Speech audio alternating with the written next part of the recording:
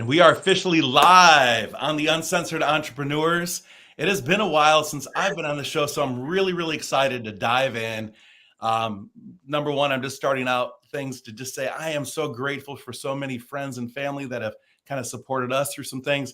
But you know what? As we dive into these things, we're going to be talking about just reflecting on everything over 2023 and really setting up those goals for 2024.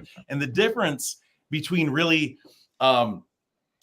effectively planning for the new year is to look at all the things that were wonderful in 2023, like the goals that you have achieved, and then to take a look at the ones that you didn't hit, to really break those things down and to understand why you did or did not meet certain things. And by doing this reflection, you'll find more meaning. You'll be able to attach your why to it. And I'm so excited that we're going to be able to dive in and to talk about all these things that are not only going to help us out, but hopefully bring you some increase as well in 2024. So we're looking forward to this. We'll see you on the inside.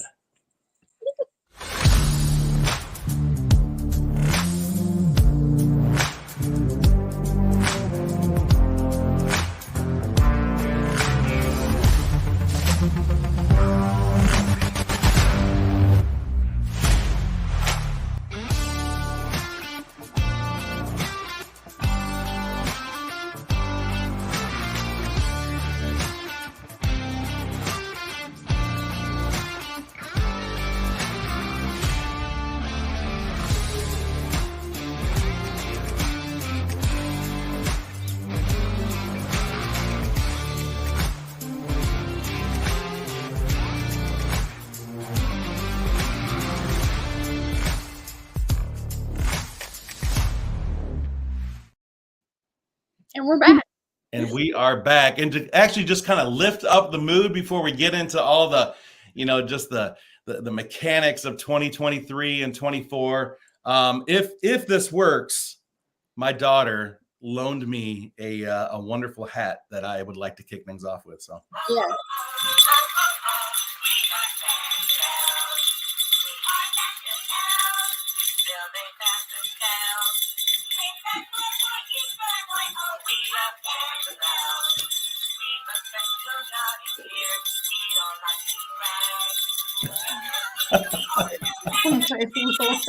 Oh my God. All right, it doesn't turn off. We're going.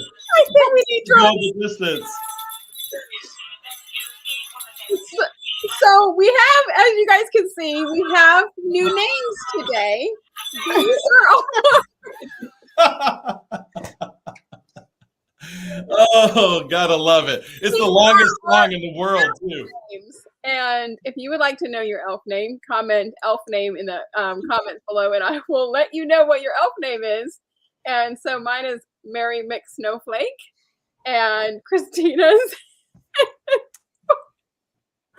Dude, where's my mom when I need her? Buddy Sparkle Pants, obviously. Christina's Buddy Hopefully she Sparkle sees the replay on it. And Star is Tiny Twinkle Toes. But the best. I stuck with Papa Bear just because of the family pajamas. Was Robert's, and his was Alfie Humperdinck. I can't believe you didn't share that. On the Uncensored Entrepreneurs, Alfie Humperdinck. Humperdinck.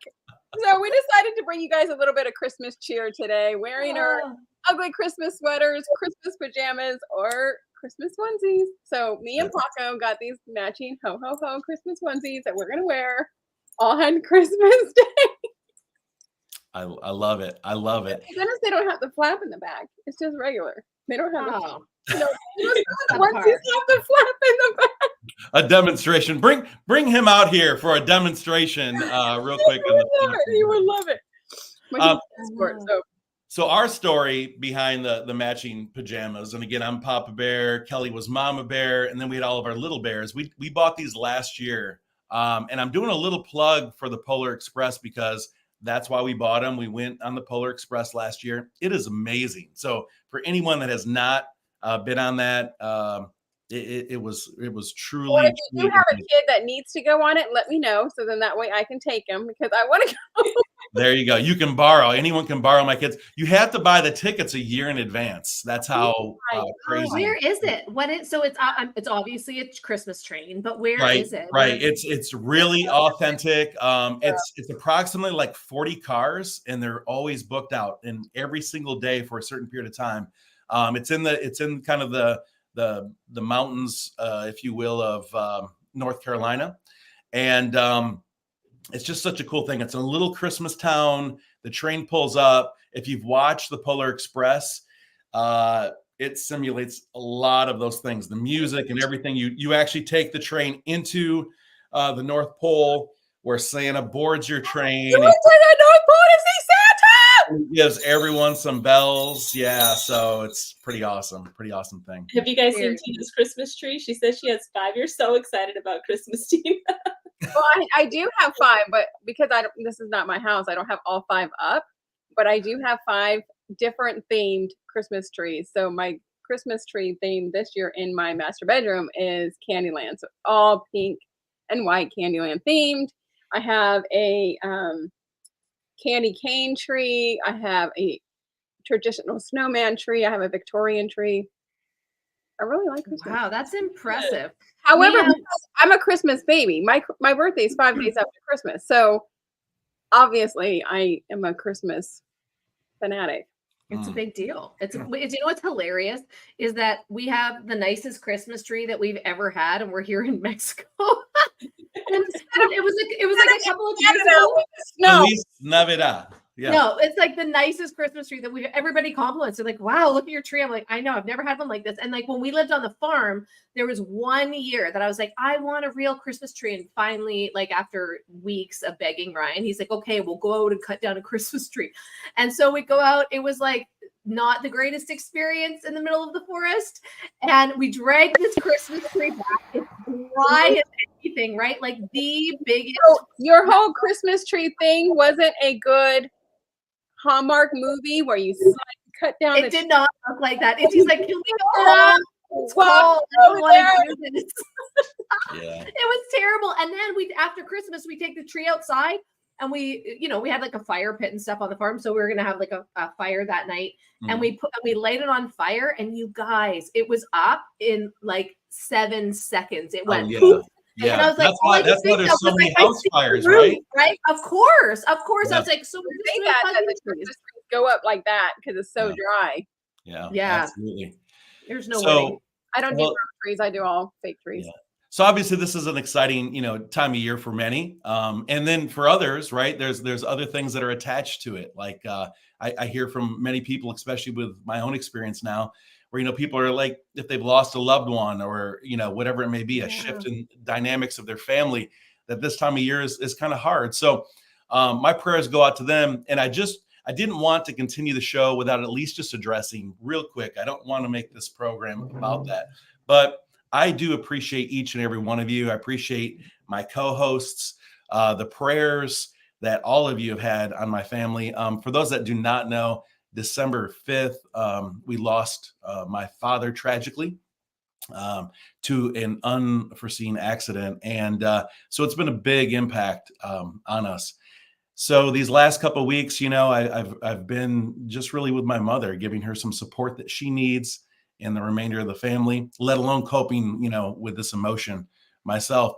And so, when these things kind of happen, I'm going to kind of just tie in. So again, I'm very grateful. Thank you all for your prayers. But I'm going to kind of tie this into what we're talking about here and reflecting on 2023 and how to plan into 2024 to hit those massive goals that you may have for yourself and your family. And this in itself is just one more element that really made me, I was overlooking some things in my own life too, and just preparation and, tomorrow is not certain. So, those things should all really tie into your why and how you spend your time with those that you truly love. And then even just prioritizing, the things that are like most important to you in life. So I look forward to kind of diving in. And let's just let's do some round robins and talk a little bit about 2023. I know that everyone's all about the resolution, right? They, the New Year's resolution, they get in there, they're like, this is what I'm going to do. And if you look up the statistics, if you Google it, they say most people are done in the first 60 days, right? They're like, they just, it washes completely out and they go back to some of these bad habits. And so we'll talk a lot about that too, how to break those bad habits. So the best way that I can see that we should dive into this, and the things that I've learned in the past, is not just to make a resolution, but to reflect on like what's happened this year, right? The goals that you had, maybe the resolutions that you had at the beginning of 2023, and the intentions, and then why have you not hit those goals or kept that resolution? And a lot of times it's because there's not a big enough why attached to it. But there's a lot of factors, right? We're pulled in multiple directions. And so by just reflecting on those things, what worked, what didn't work, and then how do you, kind of change the course going forward into 2024. So anyways, I love it. I'm open. The floor is open. What do y'all think? I started writing my goals down the last couple of weeks, and I do them all in the different, sections like, faith, finance, business, friends, relationship, whatever the 7 different ones are. And I'm a list builder. And so when I write, and I have to fill up the whole page for some reason. So I'm like just writing all these goals, even if they're small or minute, I think I need to stop doing that because I have so many goals for next year because I am such a list builder. I think I need to adjust that. But I would like to know if you guys do like a year in review. Like, what do you guys do when you guys look back at your business? I know you look back at your finances, but what else do you guys do to do your year in review before you go into the new year? Go ahead, Star, you go. Well, one thing that's really important to look at is, obviously your wins, because a lot of times we're only focused on, okay, we failed at this, we didn't make enough money, or we didn't sell enough products, or whatever the case may be. But when you analyze where your failures are, and not really harping on that as like, okay, I didn't have success, but actually, why didn't I achieve these specific results? That helps you to start clarifying things for next year. So for example, a lot of people might have started off 2023 really strong. And as the economy started to, the economy has been an issue for over a year now, but people are starting to feel the impact of that now. So some of the things that may be working or weren't working, that were working for them may no longer be working for you. And some people just still continue in that vicious cycle. Well, I'm just going to keep doing what I've been doing. That's no longer working. So it's really important to understand. And I think that we talked a little bit about this behind the scenes. It's like looking at the analytics of what's happening in the numbers. And that's really important to understand. For me, my business is cyclical. I have certain seasons where things are going to be booming, and I have certain months where things are not going to be as, I'm not going to have as many sales. But if I see that, okay, there's a shift in that, what's contributing to that shift, and what can I do to actually make a change to increase my profits or increase my sales? Maybe I need to run ads. Maybe I need to do a different type of marketing strategy. Yeah, absolutely. So like embracing like the shift, knowing that you're going to have to pivot along the way. And we've talked about that like so many times, right? Your goals. Like, it's okay to have this one goal, and because something's not working, you go in there and adjust and shift. Yeah. Well, I think it's important to talk about those things. And, I recognized a few years back, it was funny because like we'd always make funny New Year's resolutions because we knew that nobody would stick to them. So I'd be like, I'm going to give up smoking this year, and I don't smoke, right? Like we give up like silly little things and we kind of make a joke about it. But over the last few years, and I'm going to encourage our listeners, watchers, wherever you are today, I'm going to encourage you in this next year to upgrade your habits, because it's really hard to once a year write down your goals. And then all of a sudden, okay, I've got to carry these through the year. And so we sit down for a week out of 52 weeks. And we write down our goals, we reflect, we do all those things, right? And then by the time March 1st hits, those goals are out the window and we've gone back to our old habits. Yep. And so what I have taught many people how to do is reevaluate, because if it's common, it's good if you think about your year in review and you sit down once a year and you journal or you write it out and you write down your goals. But if you want to have excellence in your business, you're going to have to be willing to do more. And so I said, what about the people that do this quarterly? Big corporations have meetings and they do their quarterly meetings and they go over everything and they analyze what's working, what isn't working, where do we need to adjust course. This last year, like, let's just say it straight, has been really difficult for entrepreneurs. It's been, we're sitting in a recession. We're going into another year of this, and I'm not saying that to be doom and gloomy. I'm saying because if you want success, you're going to have to do more than most people. You're going to have to step up to the plate and you're going to have to be there and be present and show up more. Like even over the holidays, reminding people that you're still here. And so, instead of doing a year review or a quarterly review, I do monthly reviews, and it takes me about an hour, but every single month, and I put it in my calendar on the last day of the month to go through and I answer all of these questions. And basically what it comes down to is once I've answered this series of questions, what do I need to start doing? What do I need to stop doing? What do I need to continue doing? And I do that every single month to get better. And if you're really good, you'll look at your weekly habits. And if you're like excellent, when I go to bed at night, I think about my day in review. This is how I fall asleep. I do my gratitude. And then I think about my day in review. How could things have been better? And now maybe it was a better conversation with a client. Maybe it was a better conversation with my daughter in a moment that I was frustrated. Maybe it was connecting and saying thank you more to my husband because of everything that he does. But by the way, my daughter brought us coffee and almond roca in bed today. She made the coffee and brought it in. And she's like, and don't forget your almond roca. I'm like, if you want to come support Tina, just come. I'll take you to the Pono Express. You can bring me coffee. She'll be packing her bags in a second, but it's just like, it's having those constant reviews as opposed to once a year or twice a year or quarterly. It's actually focusing on up-leveling your daily habits and getting better every single month. And if you can do that and look at it wholeheartedly, I'm telling you, it'll make all the difference in the world to your business and you'll move forward faster. Yeah. Do you guys track your daily habits like on a tracker? So I do with my sales calls now. So I do sales tracking. I wasn't doing that as effective as I should, right? A lot of my business came in through referrals, and I took that for granted, quite frankly. So as you were just saying, Buddy Sparkle Pants, but no, as you were just saying that when things shifted, it was hard for me to kind of adjust to that, because without those metrics, right? Without having those KPIs always at your fingertips, just understanding exactly where a lead comes from and, what are your success ratios on closing that lead or whatever it may be. It's so important so that when things do shift, you know exactly what you have to do in your business or not do, quite frankly. And so I do on the sales side. Some of the other things, as Christina was saying, I still reflect on those things monthly, and then I still set up my my weekly schedule as well. But I know Star, AKA Toes, I know that you probably are a little bit more like intent, right, with your metrics. Yeah, so we actually do use a daily tracker in my business. I currently don't have an appointment setter, so I'm not using the main one that we normally use.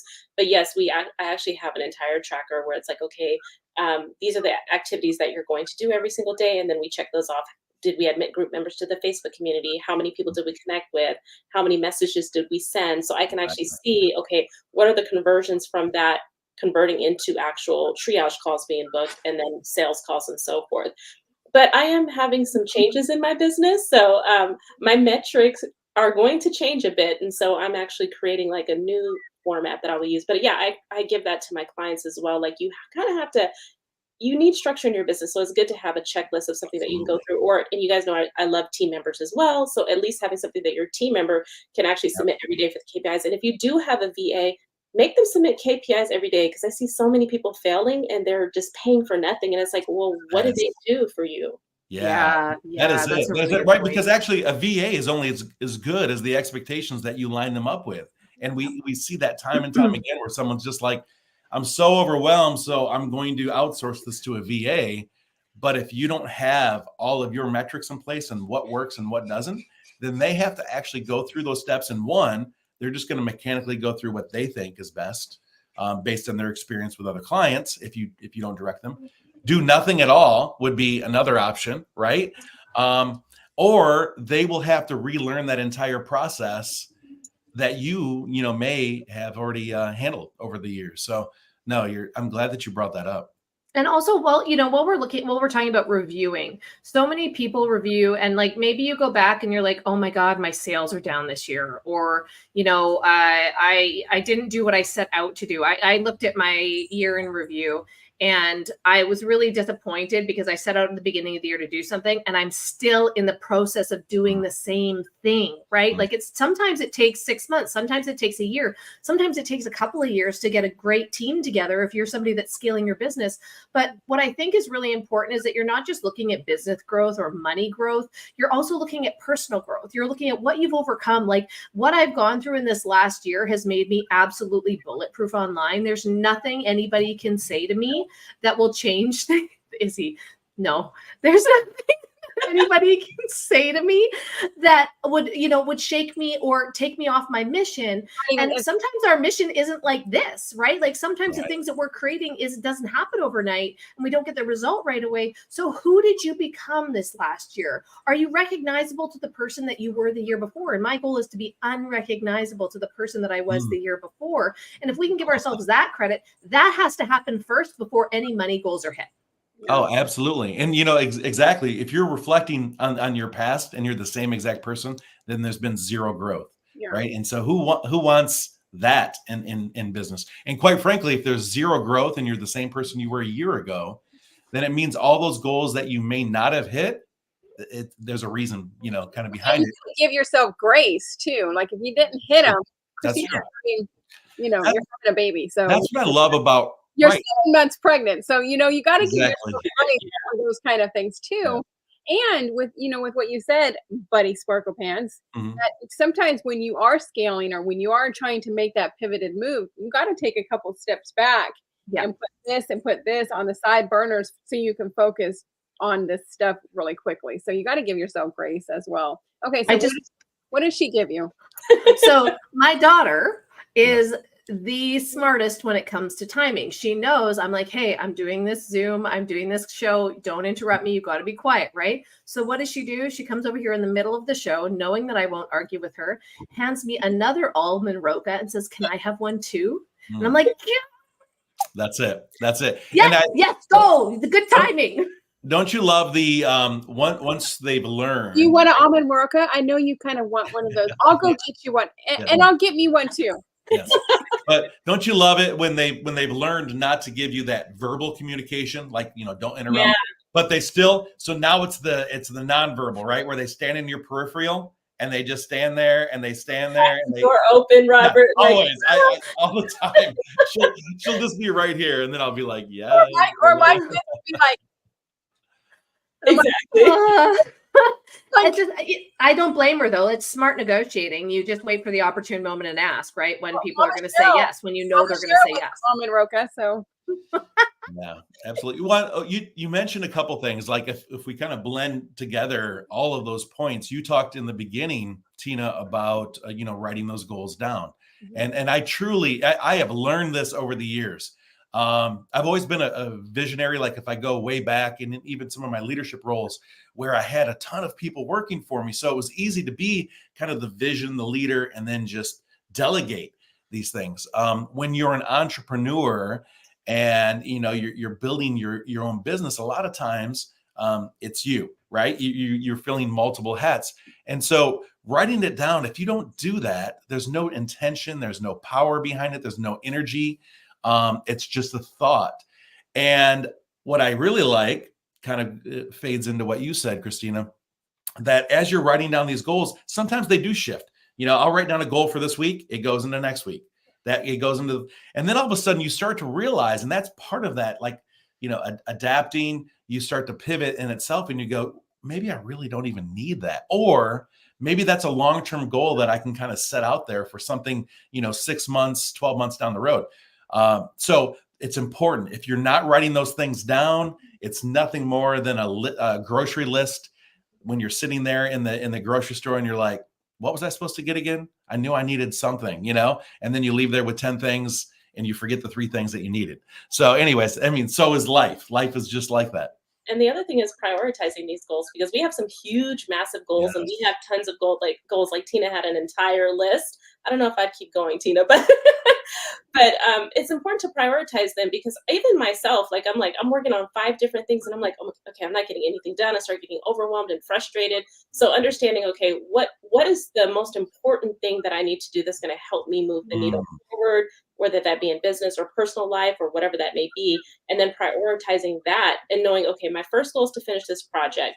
My second goal is to finish this project. Then what are the steps within each project that you have to take Exactly. to complete that project so that you're actually working on it? So maybe in January, you want to launch a new offer, or a new coaching program. What are all the things that you need to have in place to launch that program? Your sales page, are you preparing an entire launch? And people start to get overwhelmed by all of those steps that they need to do, and all of the emails that they have to write and so forth. So just having your steps written down for each goal and then prioritizing those goals will help you to actually achieve them by the end of the year. Absolutely. And when I onboard a client, I bring them into Trello, right?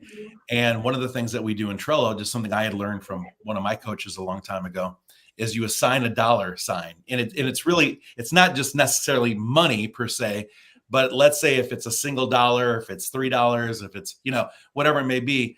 What that allows you to do, though, is to reflect on how much money is this going to cost, and what's the level of attention that it requires. And if it's a high level, like actually onboarding somebody to the point of actually discussing, going through some dynamics and kind of peeling back the layers, that's something that I put a lot of priority in. I don't believe that there's too many people that I can expect to do it the same exact way as me. So I put all of my attention there. And then as you start to go through that exercise, you'll realize, wow, this is nothing. I can hire somebody $150 and this task is done, right? Yeah.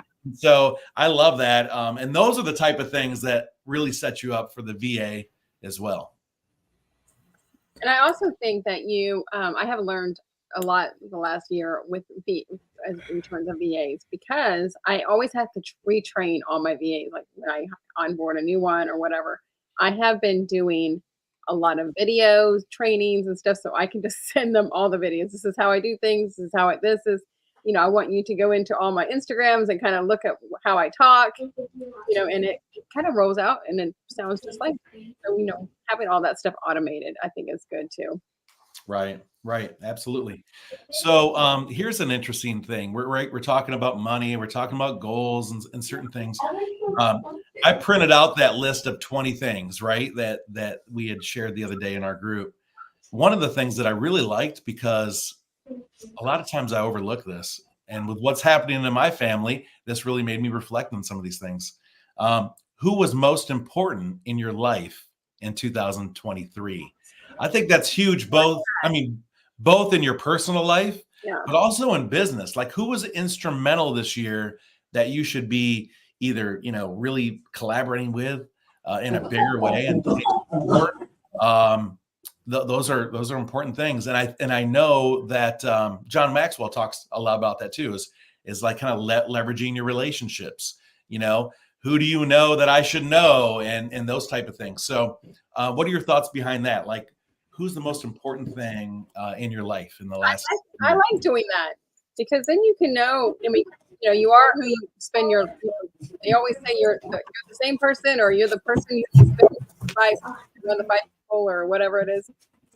Whatever that is. I can't talk right now. I like how that is, because if you know that you have that negativity, you can be like, okay, you know what? I need to distance myself with this person, or distance myself with this person, and spend more time with this person. Yeah. Help me. Absolutely. One of the things that I started to dive into, and Star, you may have some input on this, just because of some things that you're going to be, you're already putting in place, but you're shifting into in the new year, things we've talked about. When I looked at my client base, I realized there was a certain base that's still very, very important, right? Those that we were either onboarded at a lower rate, those that we've collaborated and maybe done some bartered services. There's all these things, right? But they fit into this category where my relationship with them is just as important as somebody that pays me $20,000. However, what can I automate to make my life more manageable, right? Because in many ways, when I have a client that pays 20 all the way up to $50,000 to actually have like coaching services one-on-one over the year, I'm going to be spending, I mean, it's just natural. I'm going to be spending a lot of attention with them because it's what they're expecting. It's what they're paying for. Otherwise, they would use any other out-of-the-box system.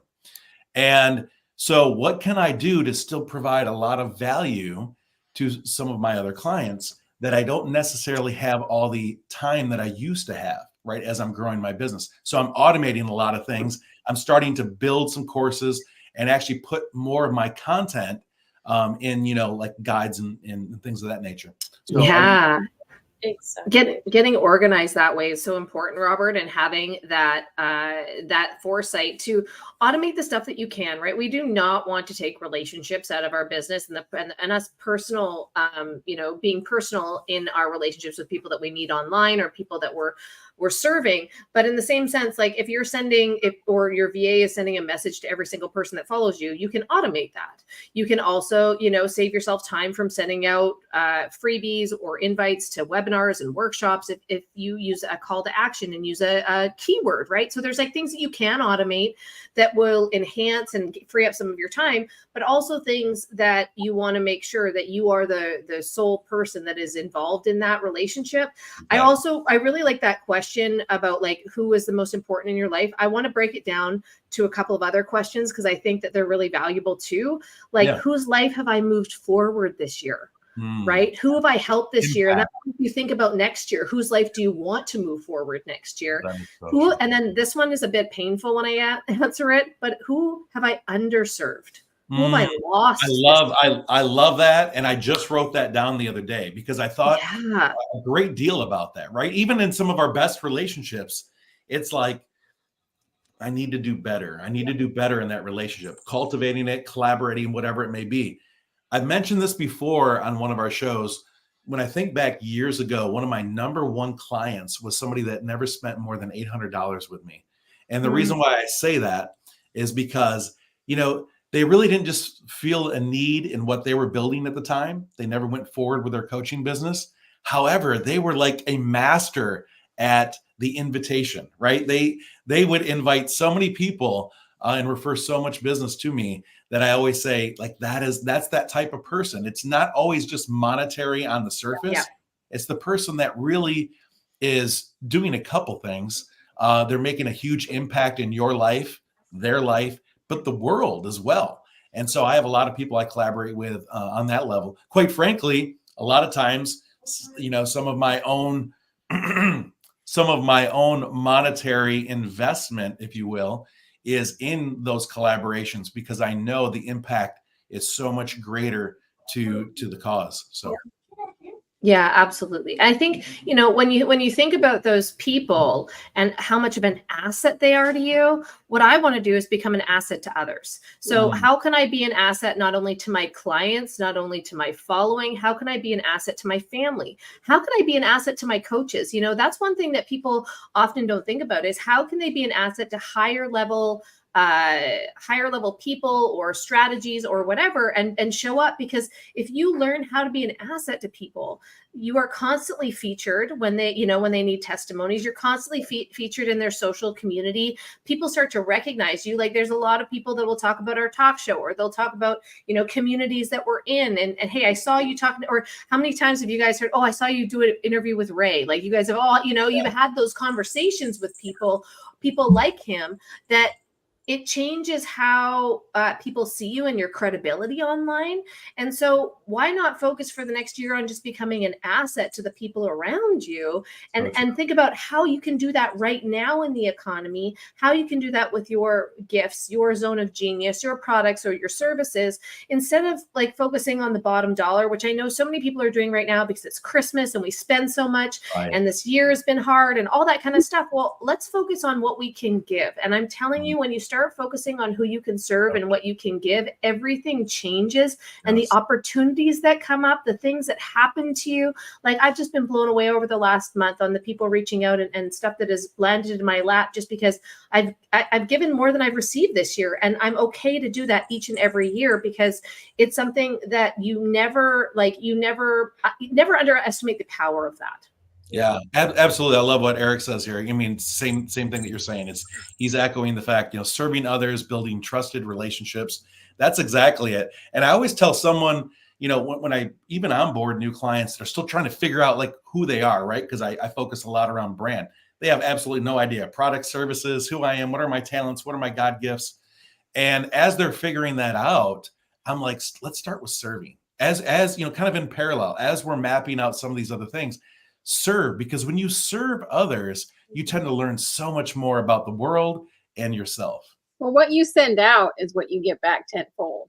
Absolutely. It amplifies for sure. Yep. It So says it in the Bible, and it says that, and anywhere you talk, you push that out. You have that positivity, push it out, push it out, push it out. You're going to get that back tenfold. If you help somebody do something, you're going to get that back tenfold. right. So having that servant's heart is it's huge. Star, are you able to talk yet, or do you still have a dog fight outside? By the way, just so everyone knows, when I said, "Hey, Star, what's your input on this?" and Christina jumped in, it's because we're not only communicating with you, our audience, but we're kind of communicating with each other behind the scenes. And Star's like, she typed in the private chat, "I've got dogs barking outside," so she kind of had my window because my family doesn't like the AC on. They're like, "I'm always freezing them out." So I did turn it on a little bit, but I realized it when I was like, "Let me have some air coming in," and then you could hear us. I'm like, "Close it in." Did everyone up north catch that, by the way, just now? She just said AC. I didn't have the AC on. I get you, Star. There's some of our audience right now. Star is sitting in 6 inches of snow. So I'm sorry, I'm California. They do not feel sympathy for us. But it is a whopping 35 degrees outside here in Atlanta, Georgia. Let me tell you, it ain't hot Atlanta today. Yeah, it's been cold. The mornings have been cold here on the. It's colder here too. So you have all my empathy. Yeah, not me. Exactly. I went to the beach this morning and got a tan and walked. Yeah, exactly. So, Star, what are your thoughts? You had some. So I love what you guys were saying about serving, but I wanted to talk about getting real with yourself. Okay. Yes. And really acknowledging that you're not living in this. Yeah, you have all these goals, you have all these dreams, but in reality, what can you actually make happen? Maybe you need to actually get a job right now while you run your business. Maybe you need to work on your business more. You're not working on it enough. Maybe you need to invest in a mentor and stop being afraid to make that investment. So just getting real with yourself as far as what you actually really need to do to achieve these goals. A lot of people don't look at the reality. Wow.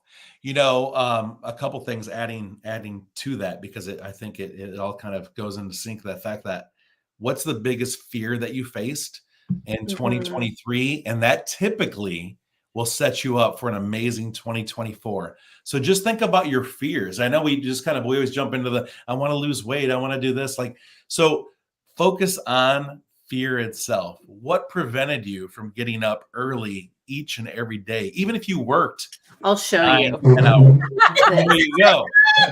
Yeah. Well, that actually had something to do with your husband's goals as well, but that was extracurricular activities. Yeah, right. He had a whole nother goal in mind, but either way. But but absolutely, so fear. But you're right. That was a big thing. I mean, for you, look at the last couple of years of just moving from Canada, all the way down into Mexico. So huge, right? It's just different. It's with Christina too. I mean, she probably had some fear. I mean, all the stuff. I mean, she shared with us her struggle with infertility and having the baby. So there was a lot of fear around that as well. A lot of stress, really just worry and stress. And the other piece of it is I don't know if I'm hormonal, weird, but I just feel like this over the holidays, this heaviness a little bit. And Robert, like you were talking about, people look at the holidays as something really beautiful and something to enjoy, but there are a lot of people that are lonely. There are a lot of people that are suffering loss. You know, I think about everything that we had to give up to move here. When I actually like sit down and think about that, I get really teary-eyed because we had this perfect situation with all of our family close and we could be around them. And I know they're going to be together over the holidays. And not to say that we don't have community here, and Ryan's dad and stepmom will be here. And, you know, we do really well for creating that kind of community and environment for our daughter here.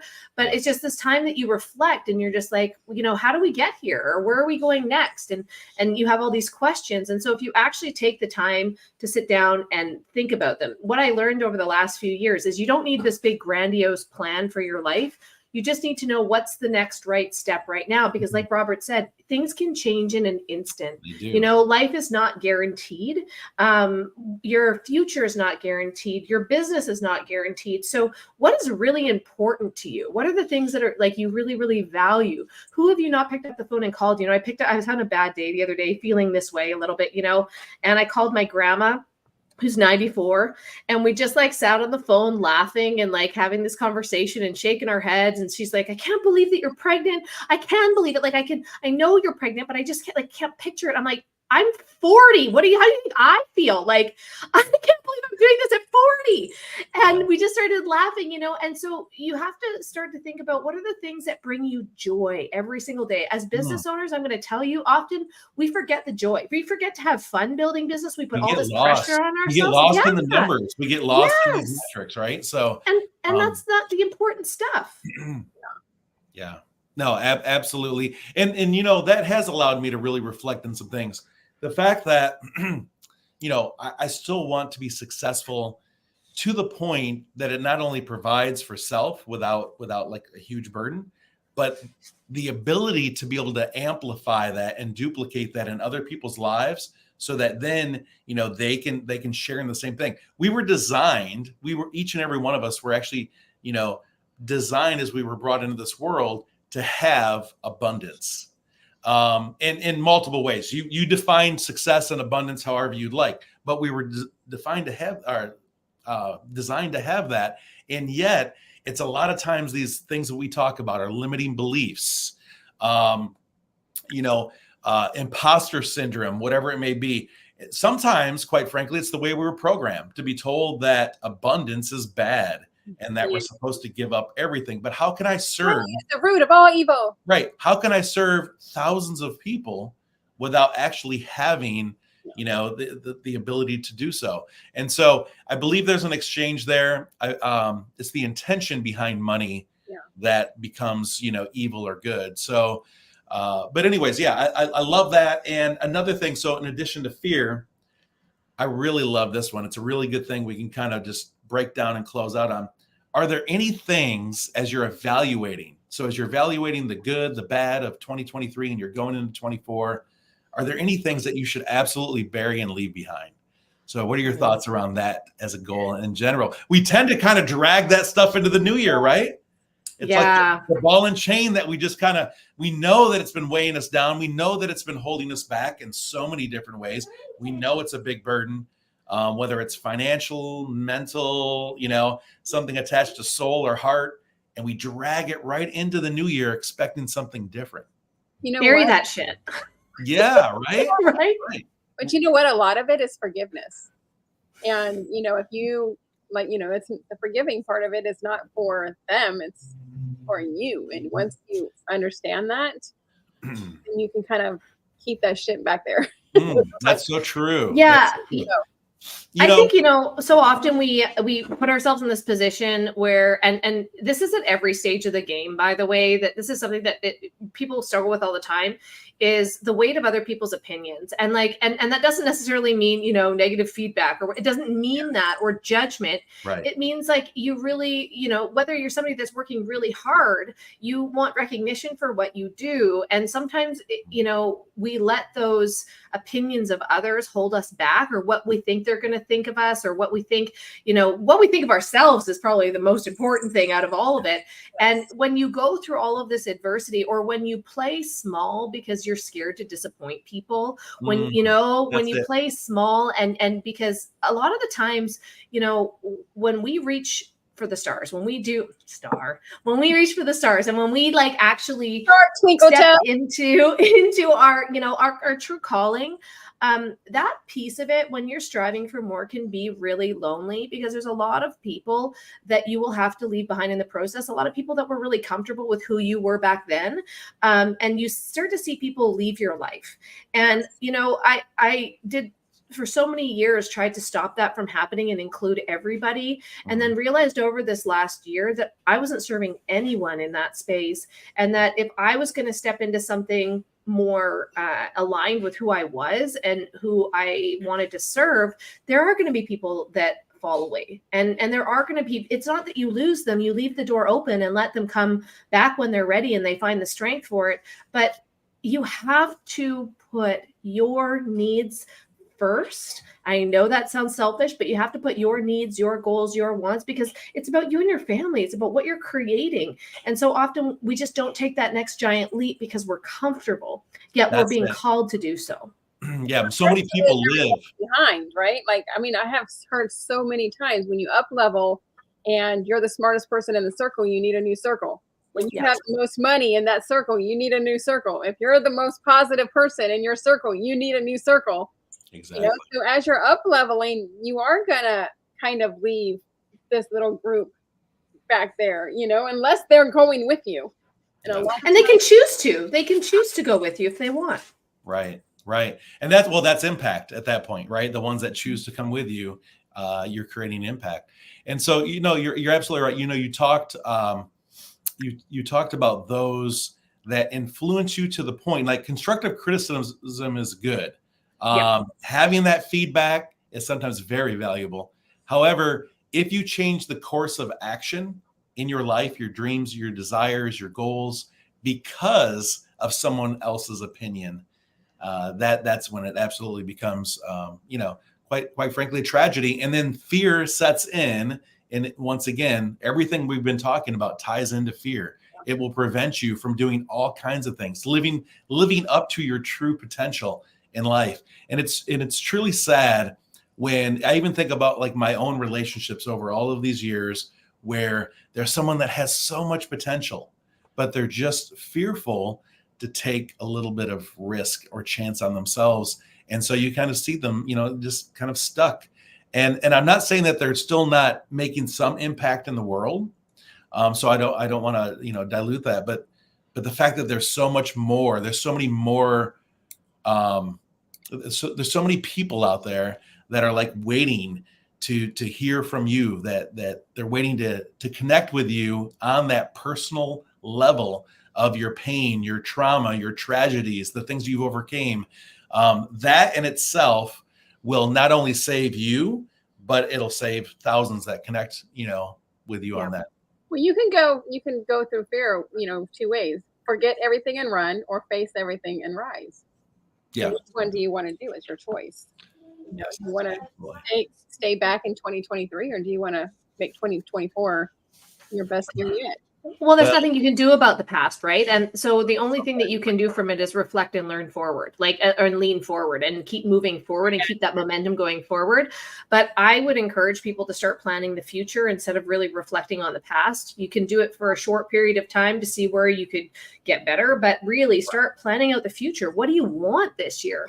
What could you create that would be impactful? What is in your wheelhouse that you're excited to call in, you know, and really start looking towards that optimist like viewpoint, right? Because when you correlate success with many people, the people that have the most optimism, the people that are full on moving forward towards what they want and what they believe in, those are the people that create the most success.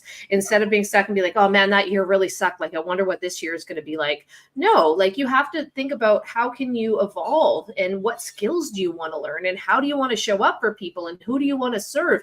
And that may not be the community that you're in right now. It might be something completely different. But when you actually focus on where you're going as opposed to where you came from, the momentum that you will create is entirely different than if it's a year in review.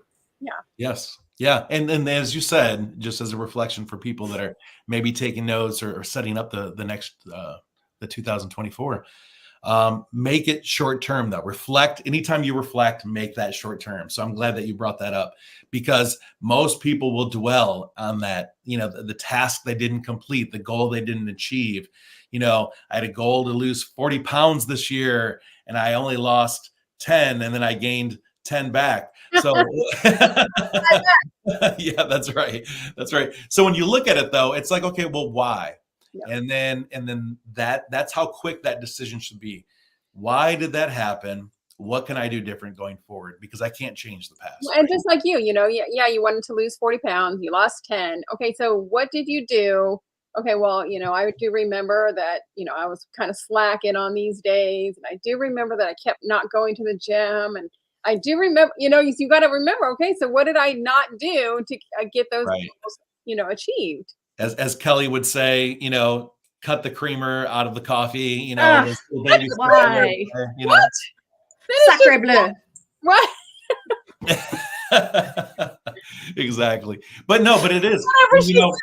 Have you ever read the book? Let's do a book plug real quick. You ever read the book, The Slight Edge? Christina. Right? Yes. Christina, I beat you to it, right? By Jeff. Yes, I have. I love that. I actually just pulled that book out for my next year's reading. Yeah, that is a great book. I actually thought about putting it back on my list to read again because it's been a while, right?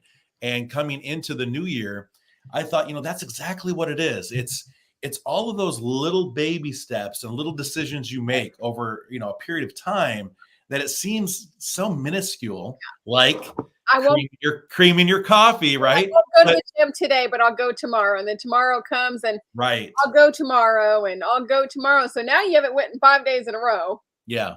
5 days. There's people that haven't gone in 5 months or 5 years, but that's exactly it. And it's not actually to put those people down. It's the little things that creep up on you. It's the same thing with saying that, let's say you were at the top, the top of your, health and everything else. If you eat a Big Mac at McDonald's, by the way, we're not sponsored by McDonald's in any way. But if you eat one Big Mac, it's going to have very little, impact. Very little effect. But if you eat one every single day for the next 3 years, that's that slight edge that we're talking about. So I will tell you, my reading is a bit different these days. I will plug this book, and I'll tell you why. I recommend it to every woman that is pregnant on becoming baby wise. It was recommended to me, and my God, my daughter slept through the night at 3 months old because we followed the schedule in here. She slept like 10 hours at 3 months old. And so we will plug back into this. When things work, share them, right? So and check out in 2024, Christina Whiteley is going to teach you how to get your baby, your sleep trained to sleep 10 hours a night. I'm going to come out with a new course. No, I'm just kidding. Course on how to.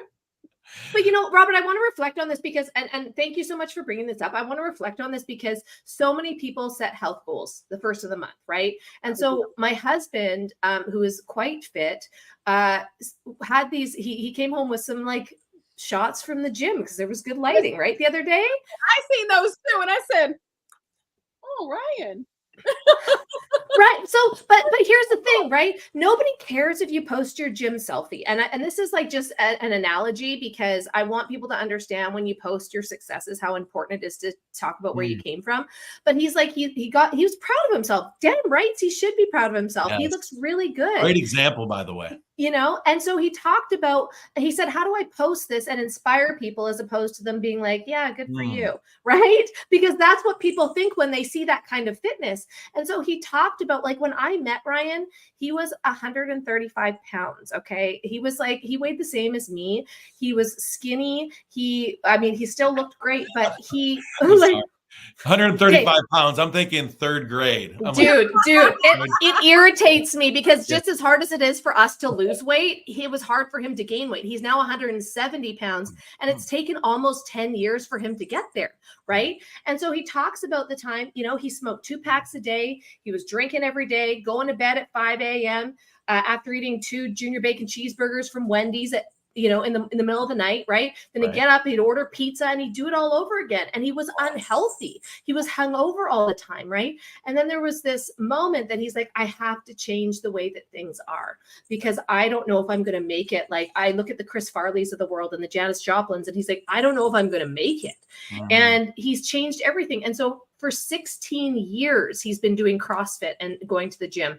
He's been getting up, and the same thing happened this morning. The same thing that happens every morning. He's like, oh, I really don't want to go to the gym. I really should I go? I'm like, go, right? He comes home, same thing every day. How was your workout? Hard, right? It doesn't go away. That business, when you're in business, the hard doesn't go away. Going to the gym, it never gets easier. It's just something you commit to because you understand the result and you have a vision of the result. And as he shared that, he inspired a lot of people to start today. It might take you 2 years. It might take you 5 years. God, I don't know how long it's going to take me after this baby comes out, but like it might take a long time for you to get to the place you want to be. To gain the weight, right? It might take you 10 months. You know, everybody like Hollywood are like, oh my gosh, if you had a baby a month ago, why aren't you the same weight? No, it took me 10 months to gain the weight. It took me 10 months to gain this weight. It's going to take me this long to lose it, or it took me 25 years to create this habit that it's the slight edge. It's the slight edge. Exactly. Slight edge. It's a slight edge. Just as long. That long to stop it, but more longer. Yeah, exactly. But it is about routine. It is about creating those good habits that we talked about, those daily habits, the weekly habits, monthly habits, etc. That's very important. Consistency is probably more important than any other thing that we could actually tell you to do, because whether it's good or bad, consistency, you can actually measure it if it's consistent. And that's with anything, your personal life, your faith, your eating habits, your everything is about consistency. Everything. Well, I really love this analogy that you brought up about the picture. I'm so glad that you brought this up because, you know, there's so many people that talk all about that, right? Vanity and, well, this person, that person. Quite honestly, I think there's something magical that happens when you take a selfie, or you're happy about something, or you say, look at what I built, look at what I created. You know, any of these things, anything that we post on social media, of course, if you're doing it with the intention for fans, for likes, for vanity, you'll find that it's very short-lived, and you'll also be let down when it doesn't hold up to those expectations. When you do it initially for self, so like in his case, he took that picture for self. That, and I mean, you know, so that taking it for self, it then amplifies. So because he did it because he was proud of what he achieved, others can actually resonate with that. And then that's where something magical starts to happen, and people are like inspired, and they're like, you know what? Yeah, I should do that. But what you already said too with it too, you know, it took me, you know, I did this for 20 years. There's a story. There's a story behind it that he can share. And that's just like with all of us on our journey. I think about this all the time when we go to see my in-laws. They live in Wilmington, North Carolina, and they're in a retirement community, right? One of those, when I say community, it's like a city within itself. Everything's contained. But every time we go there and we start driving down the street, all I see are people like 60s, 70s, even 80s riding bikes, jogging, you know, all this stuff, right? Like 80-year-olds that are actually ripped, that have like abs. And so as I'm seeing them, I'm always telling Kelly, I'm like, damn it, why do I have all these excuses? And there's that 80-year-old that's just like out there. He's retired. He's retired. Yeah. And by the way, it's not just the ones with abs that you can be inspired by. Whenever I see someone that obviously weighs, you know, even more than me, or I think is more out of shape than self, but they're out there walking, they're doing it. You see them in motion, and you're like, I am so inspired by that person, and I have no excuses to actually get up and move. I'm glad you said something, because I don't know who he is, but there is a guy, and he was probably 350 when I first moved back down to Atlanta, and I used to see him walking very slow, you know, but walking. And then now I see him, and he's like this. He's in motion. Probably like 250 maybe now. And he's just, and I was like, oh, is that the same guy? And so a perfect ending to that, and then anyone can kind of put some last reflections. I'll tie that right into business as well. Never like look down. And that's why we're leaders. That's why we are coaches. never look down on the person that's only making their first $50, right? Online or in their own, coaching experience, whatever it may be. The point of the matter is they're taking action. And because of taking action, there's something positive that's contributing to that, something that's happening. And so it's all those little baby steps that start to add up. Yeah. It's those that, quite frankly, we talked about, the haters online that are going, oh, you're only making $50 a month in your business, but those are the ones that are making no money and they're spending more money than they actually make. So it's so funny that you say that, Robert. I just was talking to a friend 2 days ago. We were sitting on the beach and our kids are all playing in the sand, and he's had a really successful Airbnb rental. He manages Airbnbs and he's created a really great business out of it. But he just learned like a month ago drop shipping. And I was like, what are you drop shipping? And he's like, some stone from Cyan. I don't even know. But he's like, he's drop shipping something random, right? And he's like, Christina, it took 16 hours on this course. I learned how to set up my website. I learned how to drop ship. And he's like, I got a notification this morning for $49. He's like, I didn't do anything for that. It came in automatically. He's like, I am way more excited about this than the $70,000 months I was doing. This is so much better than all of this that's going on. He's like, I look at our kids sitting here on the beach. He's like, wouldn't you rather live with less and have this quality of life than be constantly striving for more? And I was like, boom, mic drop. Like, absolutely. You've got it made, man. Yeah, absolutely. Well, anyone else have any closing remarks for today? Just take massive action. Whatever you were afraid to do last year, whether it be go live, sell your offers, create the business that you want to create. You're afraid because your husband's going to be mad at you. Take action and do it. He'll get over it. Just do one thing. If you have never went live before and you have, I want to get back out there, then go live 5 times a week or go live for 60 days straight. Yes. If you have never created a course before and you always wanted to create a course, create the course, launch it, boom, or start selling it. Don't even create the course. Start selling it. Don't even create the course. Create it as you go. That's like a little secret that like people don't know. They think they have to have everything, like all their T's crossed and I's dotted. It's like, no, sell the thing and figure it out. Figure it out later. Wow. That is so true. And, again, I always talk about their reflection of scale when it comes to that imposter syndrome. And so maybe that'll help a few people out there. But on that scale, once again, if you think of 10 of being like the absolute best at that craft in business, whatever it may be. So in coaching, let's say you aspire to be, a speaker from stage like Tony Robbins, okay, and inspiring hundreds of thousands, if not millions of people. If he's a 10 and you're a 1 because you decided to take action, there's still a ton of people that are like below 1, those that have not even taken action, that are looking for someone to inspire them to do that. And so you truly can lead at that level. Yes. So I do appreciate it. Okay. Well, I appreciate each and every one of you. Obviously, we could talk about this forever. There's a lot we've learned in 2023.